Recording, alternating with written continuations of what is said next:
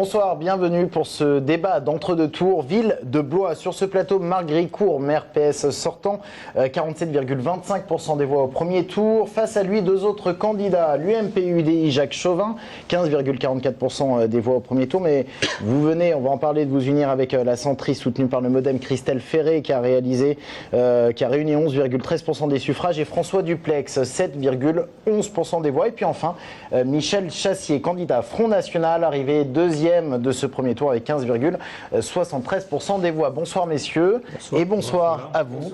Bonsoir. Et bonsoir à vous, Anne Hirju, journaliste à la Nouvelle République du Loir-et-Cher. C'est avec vous que nous allons animer ce débat et on va commencer par l'actualité fraîche, l'union de la droite et du centre. Jacques Chauvin, pouvez-vous nous confirmer que vous avez réalisé une fusion avec les deux autres listes de la droite et du centre? Je pense que nous avions, ou que nous avons vis-à-vis des électeurs, vis-à-vis des Blaisoises et des Blaisois, nous avions cette responsabilité de faire en sorte que cette division du premier tour ne perdure.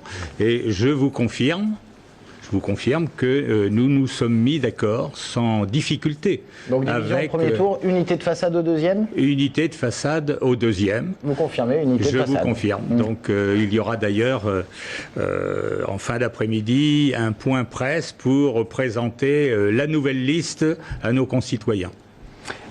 Marc Gricourt, vous êtes exprimé sur cette union envisagée de la droite et du centre pour le second tour. Vous avez, si je reprends vos propos, j'imagine mal un électorat démocrate porter ses suffrages sur une éventuelle liste d'union portée par Jacques Chauvin.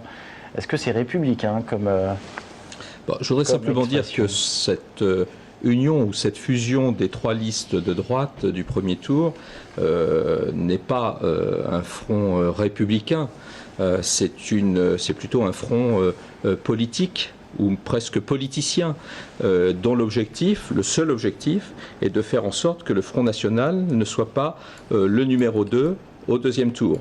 On connaît les différences d'approche qui sont celles des trois candidats de droite du premier tour. Ça a été exprimé dans la presse. Christelle Ferré, le 11 janvier précisément, dans la presse, disant qu'à ce stade, il n'y avait pas de possibilité de rassemblement, y compris au deuxième tour, avec Jacques Chauvin. Monsieur Duplex disait la même chose. Donc on est sur une union de trois candidats qui se sont fortement divisés, voire affrontés, confrontés au premier tour. Donc l'objectif et l'unique objectif pour ces trois listes, c'est quelque chose de louable. En tant que républicain, je le soutiens, c'est de faire barrage au Front National. Michel Chassier, faire barrage à votre liste, qu'est-ce que ça vous inspire? Écoutez, ça montre, effectivement, nous étions deuxième, nous sommes arrivés en deuxième position au premier tour. Et aujourd'hui, tout le monde, le souci de tous les candidats qui restent en lice, ce n'est pas de parler de l'avenir de la ville de Blois, c'est de dire qu'il faut s'opposer au Front National, alors que nous portons un projet et je ne vois pas quelle menace nous pourrions représenter, au contraire. Il y a d'ailleurs eu une déclaration étonnante de Marc Gricourt le lundi matin sur une radio locale, où il disait en gros, il appelait la droite républicaine à voter pour Jacques Chauvin au deuxième tour. En quelque sorte, c'était « il faut sauver le soldat Chauvin ». Et vous l'avez bien dit. Vous avez beaucoup d'attention pour moi. Il va y avoir au deuxième tour une unité de façade, ça a été confirmé, et une unité qui ne durera probablement pas, puisque, on l'a vu déjà au cours de la mandature précédente, ce groupe d'opposition, qui n'était pas très uni, s'est déjà divisé, et je pense que la même chose se produira. Ce que veut dire tout cela, c'est que clairement Marc Gricourt a désigné Jacques Chauvin comme son opposant officiel. Il l'a désigné comme tel, un opposant de confort, un opposant qui ne lui posera pas de problème. Et Jacques Chauvin accepte son rôle d'opposant, puisque maintenant il sait qu'il ne peut pas retourner la tendance. Cela veut dire que l'opposition et la force de proposition au prochain conseil municipal sera portée par le Front National et pas par notre liste. Réaction peut-être de Jacques Chauvin sur ce rôle d'opposant qui vous est déjà... Écoutez, je vois beaucoup de sollicitudes à ma gauche et beaucoup de sollicitudes à ma droite, à mon extrême droite, puisqu'on parle d'un côté de sauver le soldat Chauvin et de l'autre l'autre côté, je suis désolé, Monsieur Gricourt, lorsque vous parlez que notre seul objectif c'est de faire barrage au Front National, oui, je le confirme, et c'est pas une unité de façade, mais par ailleurs, dans d'autres villes que la ville de Blois, le Parti socialiste a bien appelé aux listes PS d'éviter en tout état de cause la moindre triangulaire. Je répète, certaines d'ailleurs, elle se retire, ce que ne fait pas la droite française. Oui, mais enfin, pour l'instant, je dirais que notre union avec Christelle Ferré, c'est un engagement pour le présent et pour l'avenir. Et ce n'est pas uniquement un engagement avec Christelle Ferré. Je vous rappelle que j'étais candidat de la droite et du centre, et qu'il y avait par ailleurs une liste MoDem qui a soutenu Christelle Ferré. Donc c'est bien un accord entre ce que représente Christelle Ferré, l'Union centriste, l'UMP, l'UDI et le MoDem pour le présent et pour l'avenir. On en parlera sans doute dans les prochains jours au vu de la composition de cette liste. Marc Gricourt, est-ce que vous rejoignez Michel Chassier sur le fait que voilà, l'équipe de Jacques Chauvin va se retrouver dans l'opposition et que on va devoir faire face à de nouvelles divisions au sein du groupe de la droite? Je ne vais pas me préoccuper de l'avis de ma possible future opposition ou de mes oppositions. J'avais d'ailleurs dans cette mandature qui s'achève déjà selon les périodes 2 oppositions ou une qui n'arrivait pas non plus à se mettre d'accord sur des positions commune et claire au cours des conseils municipaux. Ça a été soulevé d'ailleurs par M. Chassier, en grand observateur de la vie publique locale. Je crois que Jacques Chauvin s'est positionné en leader de l'opposition dès l'instant où il a annoncé qu'il serait candidat tête de liste et où sa candidature a été validée. Il est le leader sortant de l'opposition ou de l'opposition sortante et aujourd'hui c'est vrai qu'il reste la tête de liste. Bon, je ne crois pas que ce soit en effet alors une union pour le présent, vous dites Monsieur Chauvin, une union pour le présent et pour l'avenir. En tout cas c'est une union dans l'urgence, une union qui pour moi, est plutôt l'union du passé, puisqu'on y retrouvera, nous verrons bien quand la liste sera promulguée, mais on y retrouvera la plupart des anciens élus de l'équipe à laquelle vous étiez très impliqué, de l'équipe de Nicolas Perruchot, Jacques Chauvin, entre 2001 et 2008. Donc c'est un retour sur le passé, avec peu d'espérance en l'avenir, à l'exception peut-être de Madame Ferré, il faut bien le reconnaître, qui symbolise quand même le renouveau à droite. Le candidat est du passé, hein, c'est un petit peu le reproche qui vous est fait. Je crois que lorsque j'entends Marc Gricourt parler de division au niveau de l'opposition municipale, je vais lui rappeler 2 choses très simples. Pendant 6 ans, nous avons vécu votre propre division au sein de votre majorité. Puis-je vous rappeler 3 éléments? Au bout de quelques années, vous avez retiré des délégations à votre première adjointe, en l'occurrence, Madame Baraban. Puis-je vous rappeler que régulièrement au conseil municipal, vos colistiers verts étaient quelque peu turbulents.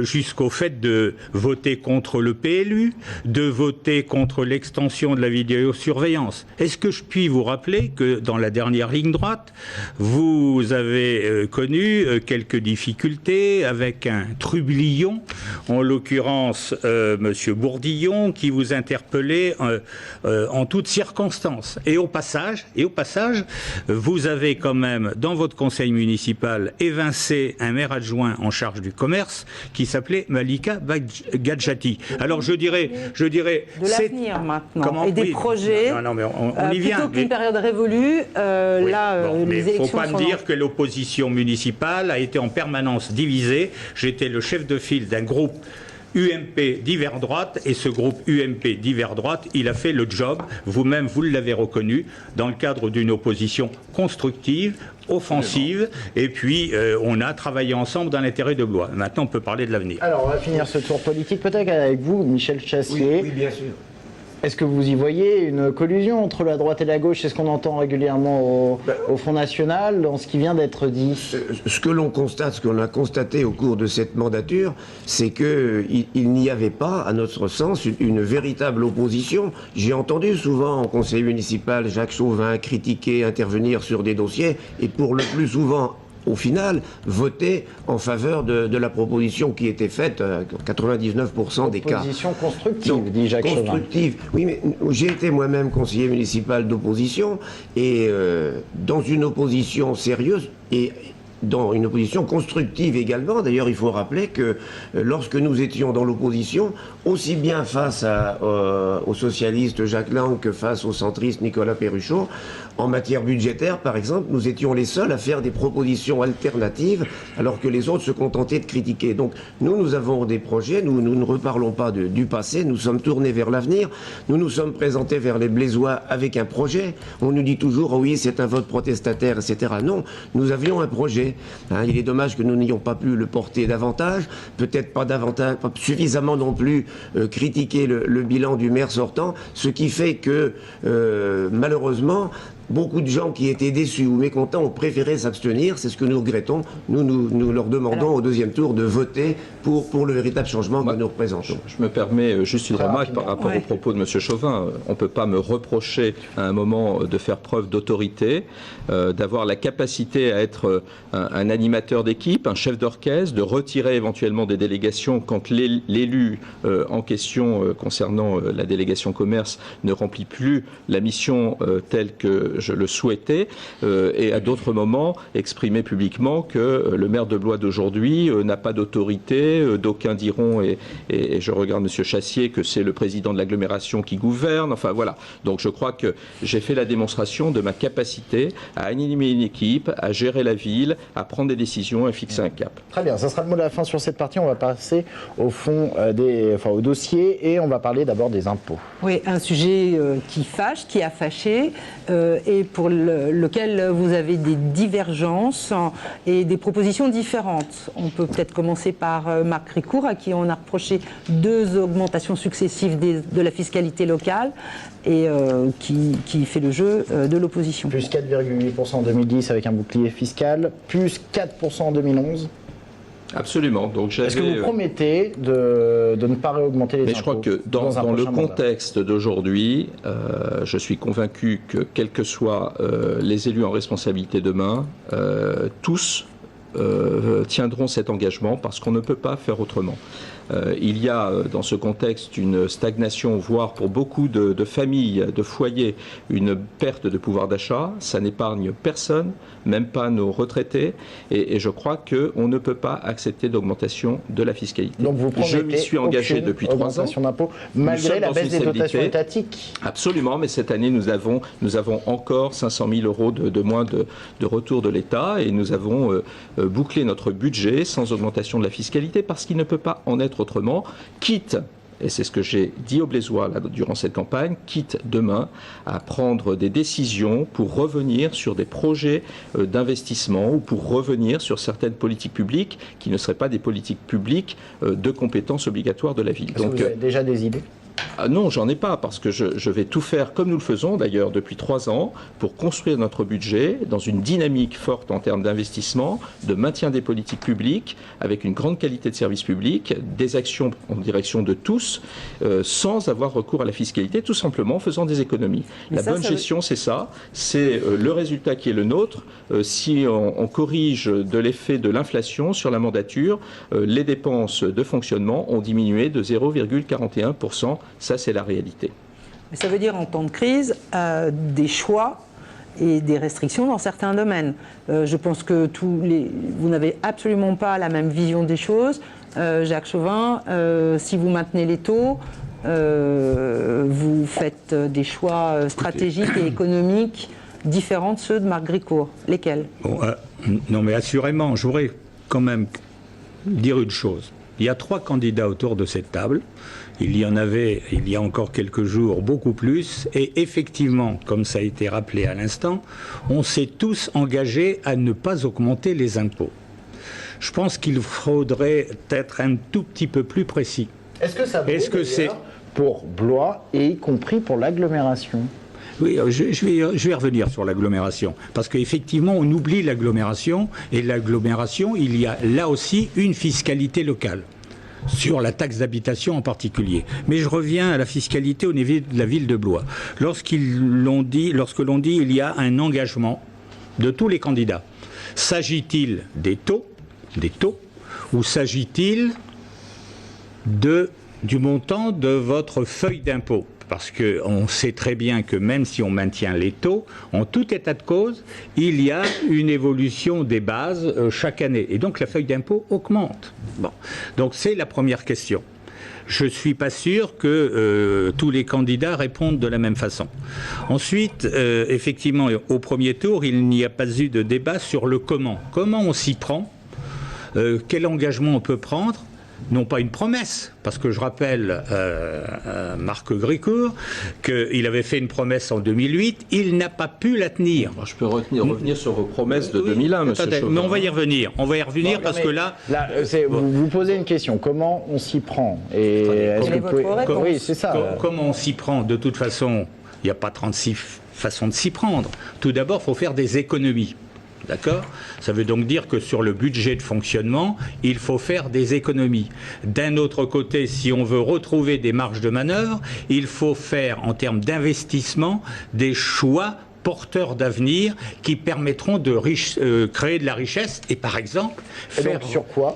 Par exemple, faire revenir des habitants en centre-ville. Parce que la fiscalité, c'est les taux. Ce sont les bases et c'est aussi l'assiette. Quand la ville de Blois, ces dernières années, a perdu 6 000 habitants, elle a bien perdu, d'une certaine façon, un potentiel fiscal. On passe de 3 500 des chiffres de l'INSEE à 6 000. Mais M. Chauvin est spécialiste dans l'augmentation des chiffres. Oui, mais vous aussi, vous êtes spécialiste des tracts de dernière minute où vous nous sortez des chiffres à la cantonade, comme les chiffres sont les vrais, monsieur Chauvin. Quand vous avez investi 19 millions d'euros sur la voirie. On va finir avec vous, Jacques Chauvin. Comment est-ce que vous faites revenir les habitants? Si c'est votre solution pour élargir l'assiette, comment faire revenir ces habitants au centre-ville de Blois? Avec quelles incitations?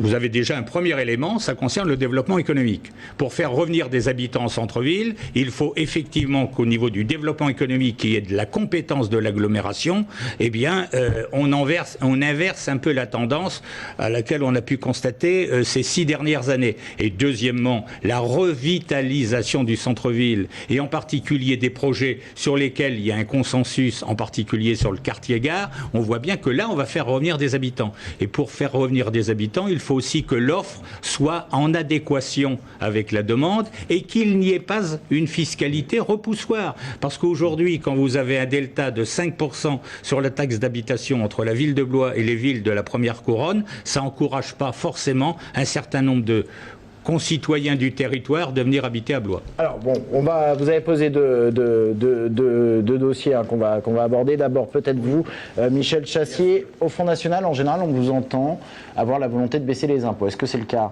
à Blois? Très rapidement, oui. Vous voulez baisser les impôts ou pas? Nous l'avons écrit et nous avons fait un calcul, une proposition très sérieuse qui consistait à baisser de 1,5 point par an sur 6 ans, ce qui fait 3 points sur une mandature. Et nous avons fait le calcul tout simple que nous, ce n'est pas les dépenses d'investissement que l'on attaquerait. Marc Grécourt dit on pourra revoir certains investissements en cas de besoin. Je pense que nous mettons l'accent plus sur les dépenses de fonctionnement, puisque 1,5 point gagné sur les dépenses de fonctionnement, c'est 1 point de fiscalité. Et quand nous disons 1,5 point d'économie, ça veut dire qu'on se réserve une marge, effectivement, pour pallier au désengagement de l'État. Donc c'est le calcul que nous avons fait. Et quand on parle de choisir... Vous avez un projet pour réduire les dépenses, les dépenses de fonctionnement de la ville de Blois. Ce serait intéressant de le connaître, parce qu'on ne le connaît pas, monsieur Chassier. On pourra faire un chiffrage détaillé, évidemment. Mais quelques exemples. Non, mais il y a un certain nombre de dépenses. Déjà, les dépenses générales de fonctionnement. Je pense que nous les avons attaquées, monsieur Chassier. Mais c'est pas compliqué. On nous a vendu l'agglo comme un moyen de réaliser des économies. C'est-à-dire qu'on a dit on va mutualiser, par exemple, au niveau des dépenses de personnel, on va mutualiser avec l'agglo, on va réduire les dépenses. Or, malgré cela, elle continue à augmenter, bien que l'agglo elle-même augmente ses dépenses de personnel. Alors ça veut dire que quelque chose ne va pas, qu'il y a encore des doublons. faux. Et les dépenses de En personnel valeur continuent absolue, d'augmenter. le chiffre, mais pas le nombre. Nous sommes dans une baisse du nombre de fonctionnaires. Mais vous savez, De je combien pensais que vous étiez un peu plus au fait des chiffres, Oui. Monsieur Chassier. Nous Non, mais sommes je dans suis une au fait. augmentation cette année de 1,4% Oui. en tenant compte de ce dont nous ne sommes pas responsables, Oui, des éléments c'est-à-dire techniques. le glissement vieillesse Voilà. technicité, la loi qui est une bonne loi d'ailleurs sur les catégories C, sur l'indice, la réforme sur la prévoyance, tout ça c'est positif pour les salariés municipaux, les fonctionnaires municipaux, pour autant ça nous impacte. On se prend grosso modo 1 million sans qu'on ne fasse rien. Nous sommes à 1,4% malgré cela, c'est-à-dire que sans ces éléments, en dehors du glissement vieillesse technicité, nous sommes encore cette année en augmentation négative. Donc ce sont des efforts sur la gestion du personnel qui sont réels et comme ça n'a jamais non plus été fait dans cette collectivité. Je pense que mais nous moi, ce qui pouvons- m'intéresserait, Monsieur Chassier, Ah, c'est mais de dire aux écoutez, Blésois, non, mais qu'est-ce que où vous allez faire des économies je pourrais donner sur la quelques- vie associative, je sur le pourrais donner- sport, sur la Non, mais culture, attendez, je pourrais donner dans les quelques écoles. exemples parce que voyez-vous, quand allez-y, j'étais dans répondez. l'opposition, On vous quand écoute. j'étais dans l'opposition, j'avais proposé un projet un contre-budget, donc détaillé avec des chiffrages sur un certain nombre de domaines, hein, aussi bien dans le fonctionnement que dans l'investissement, etc. Et j'avais proposé une diminution de 1% des dépenses de fonctionnement. On m'avait dit c'est impossible. Quelques années après, je crois qu'il y a une municipalité, je crois que c'est la vôtre, qui a dû faire 3% parce qu'il n'y avait pas le choix. Bien sûr. Donc quand on n'a pas le choix, on est bien obligé. Donc, alors, j'ai dit déjà dans les dépenses générales de fonctionnement, hein, c'est un ensemble les dépenses générales de fonctionnement, que ce soit les Il y a des dépenses de chapitres à personnel, les choisir. dépenses des services, etc. Et alors j'ai pointé un certain nombre d'économies possibles dans le domaine de la culture où il y a des dérives. Je regrette, mais il y a des dérives. Quelles sont ces dérives? Il est normal que l'on subventionne hein, des établissements comme la Halle au Grain, Scène Nationale, comme BD-Boom, etc. Mais il doit y avoir un équilibre, une mesure quand même, une mesure à toute chose entre la part que paye le spectateur et la part du contribuable. Ce qu'il faut savoir, c'est que quand un spectateur va à la Halle au Grain, quand il paye 20 €, le contribuable en paye 120. Ce que l'on dit, c'est qu'il faut ramener l'aiguille, pas au milieu, mais qu'on réduise un petit peu la part de l'aide publique. On ne peut pas. Je vais vous On ne surprendre, peut plus. Monsieur Chassier, Allez, réponse sur de cette Marc proposition. Leclerc, Je suis d'accord et je l'ai moi-même évoqué il y a quelques c'est très semaines bien. avec mon directeur général adjoint. Eh bien, c'est très bien et nous ne ferons pas un coup près. Nous disons c'est quelque chose qu'il faut négocier. On sait qu'il y a des conventions. Il faut que que ces structures s'adaptent, mais il faut y travailler. Jacques Chaubin, très rapidement, après il faut qu'on aborde le Je dossier. réponds peut-être aux deux questions en même temps lorsque l'on parle d'investissement et de fonctionnement. C'est que très souvent, on oublie sur des investissements qui ne sont pas forcément des investissements d'avenir, qu'il y a derrière un coût de fonctionnement. Je ne prends que deux exemples, à la marge. Premier exemple, un investissement, la Fondation du Doute. C'est un investissement. Est-ce que l'on avait imaginé un instant qu'il y aurait obligatoirement un besoin de subvention d'équilibre ? Peut-être que ça viendra un jour. Il n'empêche qu'aujourd'hui, on a voté au budget 2014 une subvention d'équilibre qui correspond à 1 point de fiscalité. 400 000 €. Comment ? 400 000 €. Non, c'est pas 300 000 €. La subvention municipale d'équilibre, le budget est de 400 000 €. La subvention d'équilibre est de 200 ou 225 000 €, c'est-à-dire 1 point de fiscalité. Je l'ai là, le budget. On est d'accord là-dessus. Après, qu'on ne soit pas d'accord sur mon commentaire, mais le budget de la Fondation du Doute est d'un peu plus de 400 000 € et il y a une subvention d'équilibre en 2014 de 220 ou 225 000 €, ce qui correspond, peu importe, à 1 point de fiscalité. Deuxième exemple. Et là, c'est même un petit coup de patte par rapport à un minimum de correction en période électorale. On a parlé discrètement d'un projet de maison de la bande dessinée. Bon, certes, on a voté au budget 2014 l'investissement. Mais là, on accélère le processus. Et on ne nous dit pas si il n'y aura pas, là encore, un coût de fonctionnement qui sera supporté par le contribuable. Point d'interrogation. Donc à chaque fois, c'est un petit peu, un projet structurant qui est attendu par tout le monde. La salle du jeu de paume. On est tous d'accord. Si ce n'est que l'investissement Ça, c'est un est projet tel... porté par l'aglo. Oui, mais on parle aussi de la ville et de l'agglo, si Qui vous me était dans permettez. notre projet de 2008. Voilà. Mais je dis ce projet, aujourd'hui, il y a un consensus sur le projet. Il n'y a peut-être pas autant que ça un consensus sur l'enveloppe budgétaire. Il n'empêche que, est-ce que aujourd'hui, on peut avoir des chiffres précis sur le coût de fonctionnement, parce qu'en coût état de cause, ça aura un impact sur la fiscalité, et comme vous le disiez tout à l'heure, non pas sur la fiscalité de Blois, mais sur la fiscalité de l'agglomération. Alors, on va vous entendre sur la Fondation du Doute, Marc Grécourt. Est-ce qu'il n'y a pas eu dérapage, d'après ce que dit pas Jacques du tout. Chauvin ? On est dans ce que nous avions prévu en termes de budget prévisionnel. En investissement, ça a coûté 480 000 € précisément à la ville, entre les aménagements des bâtiments, l'achat de nouvelles collections auprès de l'artiste Ben, la muséographie, tout ça c'est 480 000 €. Le fonctionnement c'est 300 000 € par an, hors recettes. Recettes attendues autour de 100 000 €. Donc on est bien à peu près à ce que dit Monsieur Chauvin, autour de 200 000 € aujourd'hui, puisque nous sommes dans un démarrage, comme l'a été il y a maintenant plus de 10 ans la Maison de la Magie, très longtemps en déficit et aujourd'hui en excédent. Nous sommes sur des outils un investissement sur l'avenir d'attractivité, absolument. Ça correspond pour bien éclairer les Blésois. La population qui est ça peut confrontée à des paraître problèmes énorme. sociaux, ça paraît Pour énorme, bien c'est éclairer ça. les Blésois, c'est le même montant en fonctionnement annuel qu'une exposition au château que nous faisons tous depuis des décennies pour être un élément d'attractivité supplémentaire touristique. Une exposition au château sur 4 mois de l'été, de l'année, coûte entre 300 et 400 000 €. Donc 300-400 000 € pour 4 mois, 300 000 € de fonctionnement sur une année. Si on enlève les recettes attendues, 200 000. Donc c'est quelque chose qui est un élément d'attractivité supplémentaire. Et quand M. Chauvin parle de développement économique, la culture est aussi un outil on en vient au développement économique. d'attractivité. C'est la question qui a été posée. Développement économique, il faut qu'on avance. Eh ben, vous voulez la parole, vous allez la prendre. Répondre très rapidement sur la Fondation du Doute. En 2 mots. Contrairement aux expositions au château, on peut parler d'investissement parce qu'il y a un retour en matière touristique, la Fondation du Doute, ce qui n'est que la continuation du musée de l'objet, on l'a vu pendant 20 ans, ça n'a jamais marché, ça ne marchera jamais. 5 000 visiteurs par an au musée de l'objet, nous sommes déjà l'année dernière à 20 000 entrées. Juste un mot rapide Ouais, mais enfin, quand vous sur dites les 20 000 impôts. entrées, c'est pas 20 000 entrées payantes. Alors, il faut quand même être précis. Sur la fiscalité, M. Chauvin dit qu'il faut de la correction. La correction, moi j'ai retrouvé les documents de campagne de 2001 et 2008. De 2001, où M.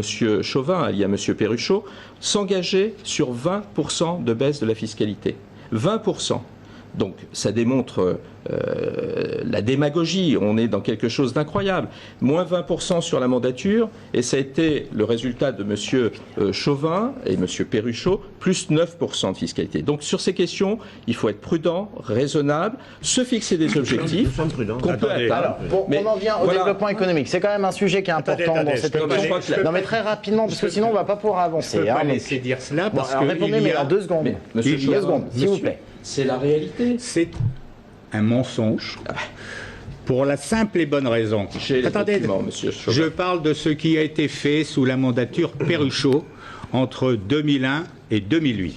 Premièrement, c'est la seule municipalité qui a baissé les impôts. 1%. C'est la seule municipalité. Oui. J'étais le premier adjoint en charge des finances jusqu'en 2005 et je le dis, j'ai baissé les impôts. En 2005, ce n'est pas Nicolas Perruchot, c'est Nicolas Perruchot et l'État qui, dans le cadre de ce projet de rénovation urbaine, on nous a fait obligation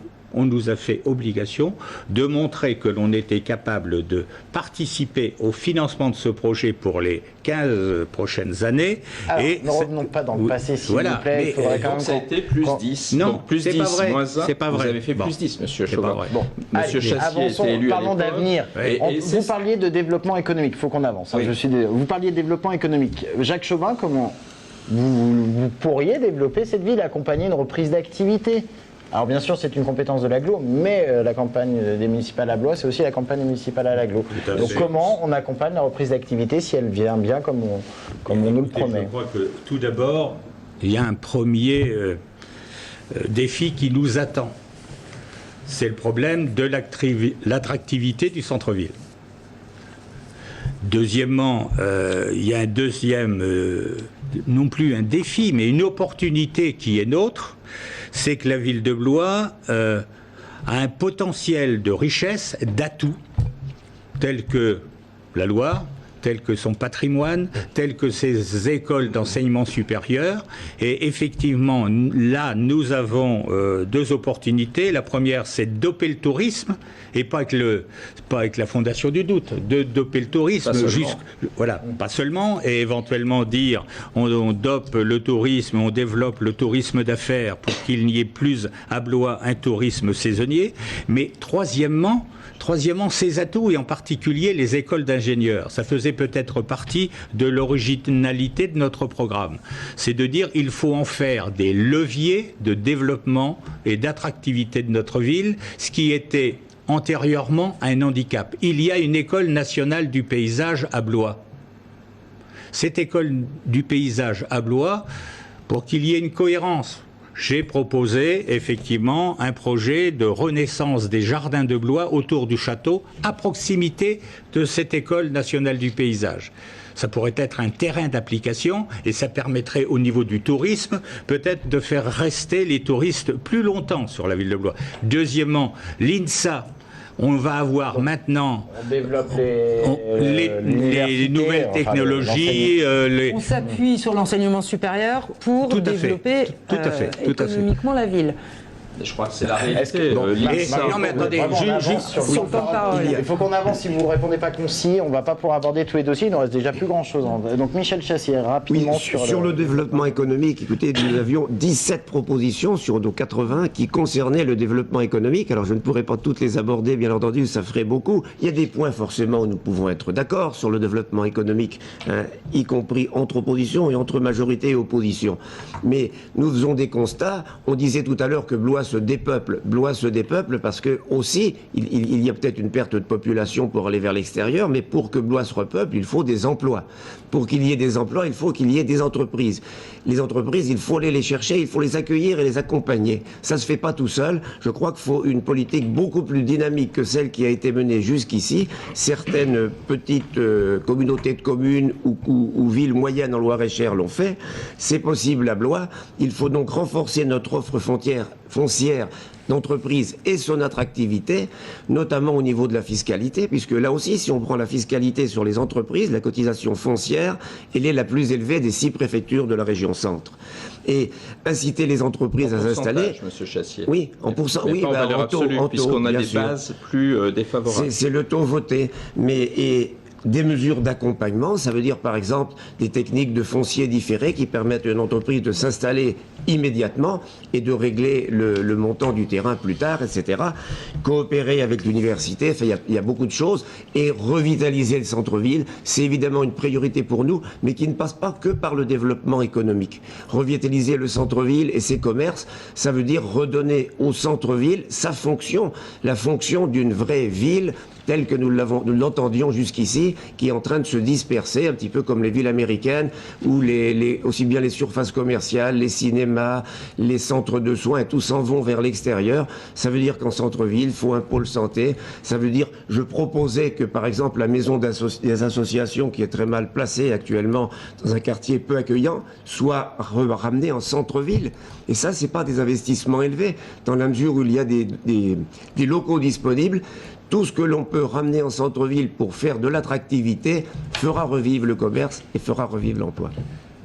On va passer au thème. Peut-être quand même juste un point sur le développement économique. Je ne suis pas exprimé sur le développement économique. Vous voulez vraiment répondre? Ce sera rapide, juste un mot vous êtes en rapide. avance. Le soutien. Attendez, laissez d'abord Jacques Chemin. Non, je voulais ça. Non, mais je vais très rapidement. Je crois qu'au niveau du développement économique, ce qui fait défaut aussi aujourd'hui au niveau de la ville, au niveau de l'agglomération, c'est premièrement un outil. Nous avons des sociétés d'économie mixte, mais sur la partie commercialisation, promotion de nos territoires, il nous faut une agence de développement économique. Deuxièmement, je crois, ça a été évoqué à l'instant par Michel Chassier, c'est développer aussi notre territoire autour de thématiques. Ça a été le cas où on a essayé à une certaine époque avec le pôle santé. Il y en a d'autres qui le font en dehors de l'agglomération blésoise, tels que Monsieur Brault à Contre avec un pôle agroalimentaire. Ça plaide pour que, autour de la gare, ça plaide peut-être que demain sur une friche québécois, on puisse identifier des thématiques qui seront porteurs de développement pour nous. Marc Grécourt, il faut que vous répondiez. Est-ce qu'il ne manque pas une structure au niveau de dans la ce mandat, là aussi c'est la réalité, augmenter le nombre de fonciers disponibles. Il y a une nouvelle zone d'activité qui est en cours de réalisation par l'agglomération vers le péage autoroutier. Nous avons sérieusement pris en main le traitement des friches industrielles commerciales. C'est du foncier demain disponible. Nous avons, quand on parle du soutien au commerce de centre-ville, je crois que nous n'avons pas non plus été mauvais sur cette question. C'est nous qui nous sommes opposés à 2 reprises, et la dernière fois en janvier dernier, à l'extension de surface commerciale sur la périphérie, pour être clair, sur Auchan. 7000 m² il y a 2 ans, 5000 m² cette année. 2 dossiers sur lesquels nous nous sommes majoritairement opposés avec la Chambre de commerce, le département, l'agglo, la ville. Ça, c'est un soutien réel au commerce de centre-ville. L'accessibilité avec de meilleurs desserts de transport en commun, la mise en place de navettes gratuites, tout ça, c'est de l'accompagnement. Malheureusement, dans un contexte, c'est vrai, qui est difficile pour le commerce, il faut tout faire. Et puis, ce sera la poursuite des aménagements urbains pour rendre plus attractif le cœur de ville. Allez, on passe à la sécurité. C'est souvent un argument de campagne pour le Front National. Est-ce qu'à Blois, c'est vraiment un argument de campagne? Vous l'avez d'ailleurs pas trop mis en avant, pensez. Non, nous en avons parlé. Vous savez, on a présenté un programme... C'est pas un thème central de votre campagne à Blois. C'était un thème important quand même. Nous avons dit que nous n'avons pas hiérarchisé dans notre projet, puisqu'il y a un ensemble de propositions, mais nous en avons parlé, et il y a un problème de sécurité à Blois. Qu'on le veuille ou non, il y a une dégradation qui est constatée, au-delà des simples chiffres, hein, parce que nous avons quand même des contacts et des renseignements assez précis, aussi bien côté police municipale, police nationale et même à l'extérieur, gendarmerie. On sait bien que les chiffres officiels ne reflètent pas toujours l'exacte réalité de la délinquance. Mais on assiste depuis le début de l'année à des incendies de voitures répétés, une augmentation des cambriolages. Il y a dans certains quartiers des gens qui parlent de former des comités d'habitants, etc. Donc il y a un réel problème. Agression des commerçants, vol dans les commerces en centre-ville, c'est assez récurrent. Ça, c'est pas nouveau. On peut se promener à Blois tranquillement le soir, tard, sans danger. Si vous dites, si vous dites que c'est pas nouveau, en tout cas, c'est pas acceptable. Nous ne pouvons pas accepter une telle situation, et nous proposons un certain nombre de mesures, hein, rendre à la police municipale ses véritables fonctions d'accompagnement de la police nationale en matière de sécurité, et pas seulement en surveillance du stationnement. Hein, quand on voit qu'entre midi et 2, ils ne travaillent pas, alors que évidemment, il n'y a pas de... Les fonds des parcs-mètres ne fonctionnent pas entre midi et 2, donc on n'utilise pas la police municipale. Non, mais alors ça veut dire serait police 24-24, 7 jours sur 7. La police municipale ne peut pas être 24 heures sur 24. Mais par exemple, elle pourrait être beaucoup plus présente à la sortie des écoles et des établissements scolaires, hein, à la fois pour les questions de sécurité, de circulation, et pour parer au trafic qui se déroule généralement en périphérie des établissements.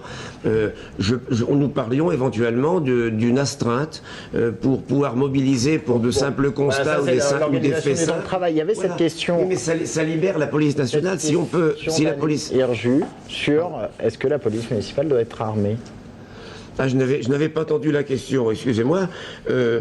Moi, je n'y suis pas hostile, on n'en a pas parlé, je n'y suis pas hostile, ne serait-ce que pour pouvoir se défendre, parce qu'on a affaire aujourd'hui à des agresseurs de plus en plus audacieux, y compris pour des petits larcins. On attaque des commerçants, un bureau de tabac récemment, en n'hésitant pas à utiliser la violence. Jacques Chauvin.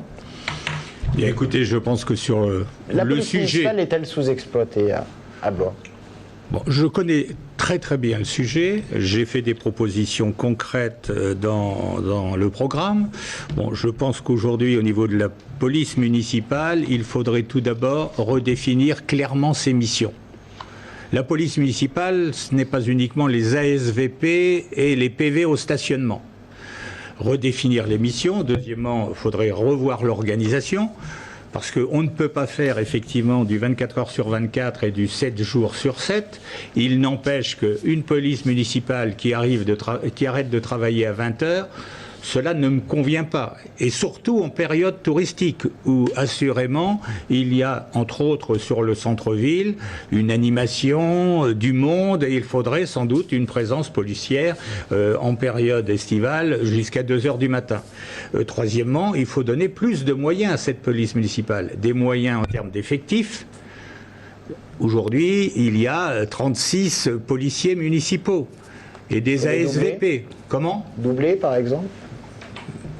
Comme il ne faut pas parler du passé. Il faudra nous expliquer comment vous financez tout ça. Oui, oui, monsieur Chauvin. mais bien sûr, mais bien sûr. Et bien bien sûr. sûr. Mais quand- donc, oui, Oui, oui. mais quand on a en termes de politique publique, des choix à faire, c'est d'ailleurs mon engagement, à chaque fois que l'on va générer 1 euro supplémentaire de dépenses, de fonctionnement, il faudra trouver en même temps 1 euro d'économie de fonctionnement. Mais sur la police municipale, il y a deux sujets. Un sujet où il y a clivage avec le candidat sortant sur le déploiement de la vidéosurveillance. Deuxièmement, il y a un projet clair de création d'un bureau de police dans un quartier de Vienne qui connaît quand même beaucoup de difficultés. Et puis je crois qu'il faut être clair, la délinquance, elle a beaucoup évolué. Ça a été dit à l'instant. Tous les jours, l'actualité, ce sont les trafics en tout genre. Et puis les chiffres officiels, malgré tout, ils sont inquiétants sur Blois. Marc Grécourt, c'est un petit Les peu chiffres sur Blois ne sont pas inquiétants. Nous avions en 2007, 2000... Non, tout ne va pas bien. Non, non. Tout ne va pas bien, mais les chiffres sont là aussi. 300 véhicules incendiés en 2008, 2007-2008, sous la mandature de M. Perruchot-Chauvin. Nous sommes à une trentaine, c'est toujours trop. C'est toujours trop. Une recrudescence d'ailleurs, c'est surprenant en période électorale, comme toujours. Sur ces questions de sécurité, moi je voudrais déjà rendre hommage à la police municipale qui fait un travail remarquable dans ce qui est l'essentiel de sa mission, c'est-à-dire la prévention. Ensuite, oui, on peut remettre en question une organisation. Nous l'avons fait en 2010. Nous avons réorganisé la police pour une présence plus visible sur le terrain. Donc c'est quelque chose qui peut évoluer, pourquoi pas le soir. Après, tout ça a un coût et nous nous étions aperçus, quand la police municipale travaillait jusqu'à minuit, il y avait un appel par jour en moyenne entre 20h et minuit. Et donc c'est en accord avec la police nationale que nous avons réorganisé de la sorte. Mais les choses ne sont jamais fichées. Donc là-dessus, c'est un travail de coopération, de partenariat très fort avec la police nationale, avec tous les partenaires, y compris de prévention, pour une efficacité maximale. On a fini cette émission, on va vous poser une question, oui ou non, c'est la réponse qu'on vous demande et elle concerne la gestion de l'eau. Juste une. Je voudrais qu'on soit clair, monsieur Grécourt.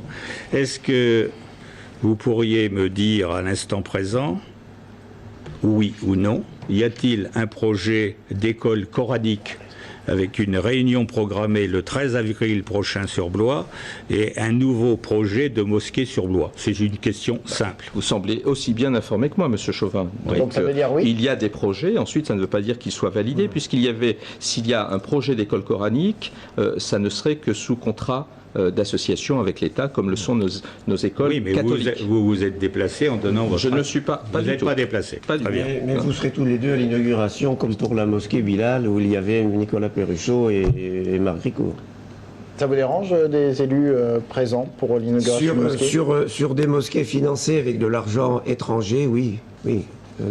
Cette mosquée a été financée en grande partie par pas le chèque non plus du roi du l'argent Maroc. public pour financer un volet culturel. d'argent public. Ce que vous de dire, M. Marc Chassier, et notamment les photos qu'il met sur son site, ne sont pas les bonnes photos, puisqu'il faut rappeler que c'était quelque chose de très républicain, avec une représentation, y compris de Monseigneur l'évêque. Donc je crois que c'est quelque chose d'important dans le dialogue interreligieux. Nous sommes dans une république laïque où toutes les religions ont leur place. Tout le monde a les mêmes droits, les mêmes devoirs. Merci beaucoup, messieurs. C'est la fin de ce débat. Malheureusement, on n'aura pas abordé tous les dossiers, mais c'est comme ça. Merci beaucoup, Anne. Merci. Et merci à vous de nous avoir suivis. Rendez-vous donc dimanche dans les urnes.